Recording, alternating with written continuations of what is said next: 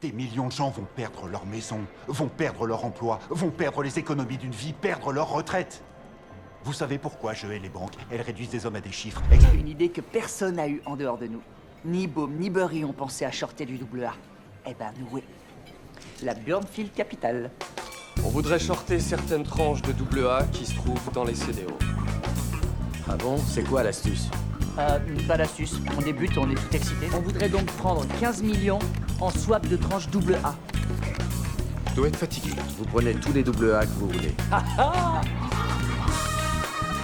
40 millions contre du double A. Camarade, je vous en vends à l'appel tant que vous voulez. T'es pas fatigué, Bob? Tu veux ce deal?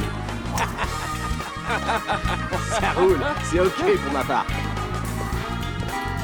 À bientôt.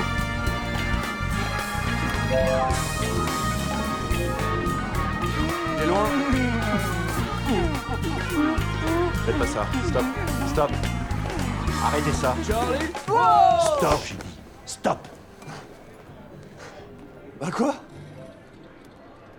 Savez-vous ce que vous venez de faire? C'est bon, on vient de passer le deal de toute une vie. On peut bien commander champagne. Vous venez de parier contre l'économie américaine. Putain, je veux, ouais. Putain. Ce qui implique que si nous on gagne, des millions de gens vont perdre leur maison, vont perdre leur emploi, vont perdre les économies d'une vie, perdre leur retraite. Vous savez pourquoi je hais les banques? Elles réduisent des hommes à des chiffres. Exemple, un point de chômage en plus, c'est 40 000 morts supplémentaires. Vous le saviez?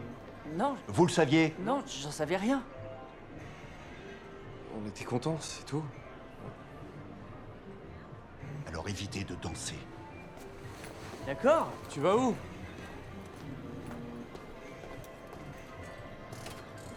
Oh, j'ai la trouille là, ça y est. Déjà, bravo pour le spectacle. Vous étiez parfait. Merci. Champion du monde du ramenage de gueule.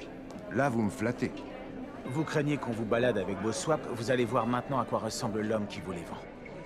Évitez les leçons de morale, écoutez-le un peu. Ok, allez, c'est qui ce gars-là? Un con en or massif. Je suis gérant de CDO. Gérant de CDO. Oui, pour Hardin Advisor.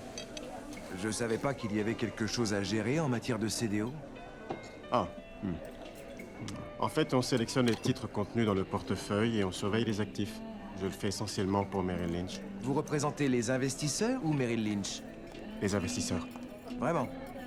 Hein? Mais Merrill Lynch ne vous envoie des clients qu'à condition que vous mettiez de leurs obligations dans vos CDO. Non, non, Marc. Disons que Merrill et moi avons des relations privilégiées. Relation privilégiée avec Merrill Lynch. Nous sommes en affaires depuis très longtemps. Et donc, les CDO que vous émettez, ils doivent être au plus haut en qualité et en valeur. Absolument. Absolument. Ouais. Est-ce que le récent accroissement des taux de défaut vous inquiète? Je n'assume aucun risque personnellement sur ces produits, Marc. Je vois. Donc, pour résumer, la banque vous appelle, vous donne les obligations à vendre, elle vous donne les clients, l'argent pour faire tourner la boutique, elle vous donne des marges monstrueuses, mais vous représentez les investisseurs. C'est bien ça? Ouais. Mais on ne siège pas chez Merrill. Ok, où vous êtes? Dans le New Jersey. À 20 minutes de chez eux. Bon, 5 par hélicoptère. D'accord. Drôle, hein? C'est hilarant. Oh mince. Votre boss va exploser. Non, il est trop intrigué pour ça. Attendez, redites-le. Le CDO A a des parts de CDO B et le CDO B a des parts de CDO A, mais vous incluez le tout dans un CDO C. Oui, ce qu'on appelle un CDO au carré. Un CDO de CDO. D'accord? Il y a des CDO faits à partir de swaps qui sont eux-mêmes l'opposé de vos swaps. On les appelle des CDO synthétiques. Vous avez dit quoi, là? CDO synthétique. CDO synthétique. C'est du putain de délire. Pas du tout, c'est énorme. Il a viré au rouge tomate, on dirait l'autre, là, le méchant dans Dune. Ok, supposons que vous ayez un pool de 50 millions en emprunts subprime. Combien pourrait-on prétendre parier dessus en CDO synthétique et autres swaps? Mettons là, tout de suite. Voyons voir, 50 millions... 1 milliard de dollars. Quoi? Si les obligations découvertes par Michael Burry étaient l'allumette, Quelle taille fait le marché de l'assurance hypothécaire par rapport au vrai marché hypothécaire?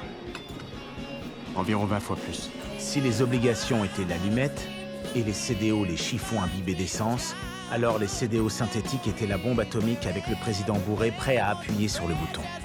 C'est là, dans ce resto à la con, en affichant cet air d'ahuri que Mark Baum a pris conscience que l'économie mondiale pouvait s'effondrer.